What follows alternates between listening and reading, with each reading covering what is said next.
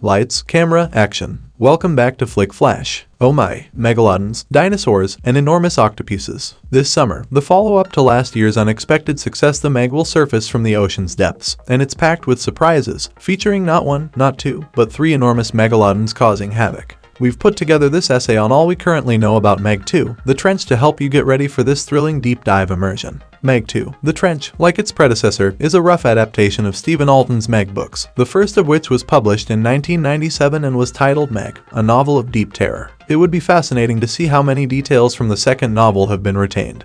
Even if the new film's tagline is a rip-off of The Trench, Meg 2, which had certain aspects from that book. Of course, with the arrival of the summer months and the appearance of enormous shark fins, Shark Week 2023 will take place in mid-July. Additionally, there has never been a better opportunity to watch all of the Jaws films again. Our guide to Jaws streaming has you covered there. But first, let's review the Meg Recap, what transpired in the first film. In the first scene, expert diver Jonas Taylor saves divers from a sub. Dr. Heller is brought aboard by Jonas, but the sub is viciously attacked by something. Despite Heller's objections, Jonas must leave the submarine to avert certain death. They manage to flee before the enigmatic force destroys the submarine and disappears. 5 years. Mono 1, a Chinese facility for underwater research. Researchers Jack Morris, Dr. Minwei Zhang, their daughter Cyan, remote explorer DJ, Jax Hurd, Dr. Haller, Mac, Lori, Toshi, and the Wall run the operation. Using a miniature submersible, Lori, Tosh, and the Wall are navigating a mysterious gas at the ocean below while exploring. After a strong beginning, the trio is attacked and imprisoned by something large and rapid, and they lose contact with Mono 1. They attempt to restart the electricity, but Lori receives a screwdriver wound to the stomach. After much deliberation, the group chooses to take Mac's advice and contact Jonas to assist in rescuing their stranded friends because of his expertise in doing so in perilous, deep waters. Heller doesn't believe Jonas' claims that something attacked him and the divers he was trying to save, and believes that Jonas became nuts following their fatal experience 5 years ago. Plane goes forward. Sadly, Jonas has seen better days, as seen by the scenes in which he is drinking at a Taiwanese pub and upsetting local boat owners by neglecting to fix their vessels. Dr. Zhang and Mac drop by Jonas' room. At first, Jonas gives beverages but declines to take payment. He finally lends a hand. Cyan makes an effort to save the crew in a mini-sub once Jonas arrives. Mei, Cyan's little daughter, is reassured by Jonas that he would return her mother safely as he follows her to help. Soon after finding the stranded submarine, Cyan is getting ready to bring it to the surface when she is attacked by a large squid.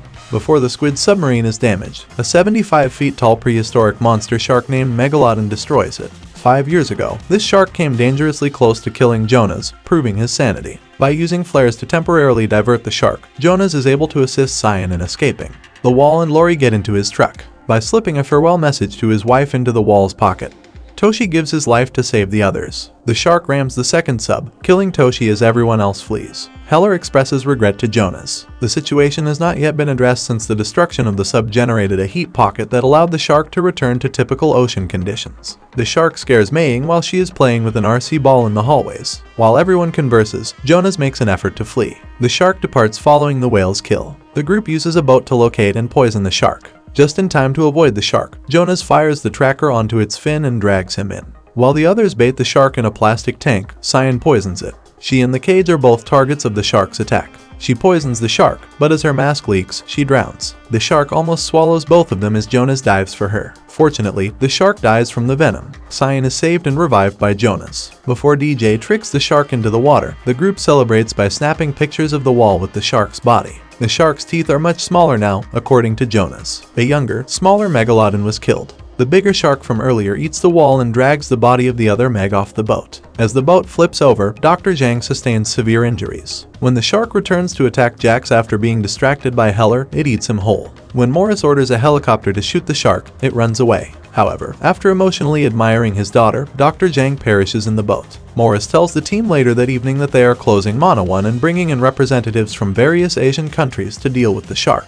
He lied, though, and requested a little amount of military assistance so that he might use depth charges thrown from the helicopter to try to kill the shark personally. He goes out on a boat with several other people, and at first looks to be successful, but they unintentionally blow up and kill a whale, which attracts nearby sharks in the Meg, who drives them away to feast on it. Morris climbs the whale after falling from the boat, but the shark eats him. The team plans to use whale noise recordings to entice the shark away from a well-known Chinese beach before torpedoing it with the mini-subs. Before terrorizing the beachgoers, the shark terrorizes a nearby Chinese wedding party on another boat and devours the bride's dog Pippin. It stops attacking when it hears whale noises and takes the bait. Jonas pursues the shark to Cyan, who attempts to torpedo it but is unsuccessful. Furthermore, Jonas' torpedo won't launch. A group of news helicopters recording the confrontation crash the team's boat. While Cyan assists the others, Jonas uses the sub to fight the shark in order to defend everyone. After the shark bites the sub, he manages to get away and kills it by stabbing it in the eye. To eliminate the danger, 12 common sharks eat it alive. Everyone assembles aboard the wedding couple's yacht, including the canine survivor Pippin. Since the movie made reference to their relationship, Jonas and Cyan are probably dating. With a victory party in secure oceans, the film comes to a close. What about Meg 2, The Trench's plot? As was already indicated, Meg 2, The Trench draws several ideas, as well as the subtitle, from the second book by Steve Alton, but it seems the overall story takes a different turn. For instance, there aren't any Megalodon offspring kept in captivity to be seen by tourists from throughout the world. However, that concept may be revived for a third film. According to the official description, Jason Statham's character Jonas Taylor is in charge of a daring research team on an exploratory dive into the deepest depths of the ocean. Everything seems to be going according to plan until a malicious mining operation threatens their mission. Naturally, it all results in enormous megs and other animals from the trench emerging from the ocean and devouring a large number of humans. The Mariana Trench in the Pacific Ocean is the most well-known and deepest of the ultra-deep-sea trenches, yet it is possible that the name trench is fictional. What know about the Megalodon do we have? Actually, not much at all. Nobody is certain about Octopuses Megalodon's dimensions or body form, despite several sets of teeth and vertebrae that have been preserved in their original state.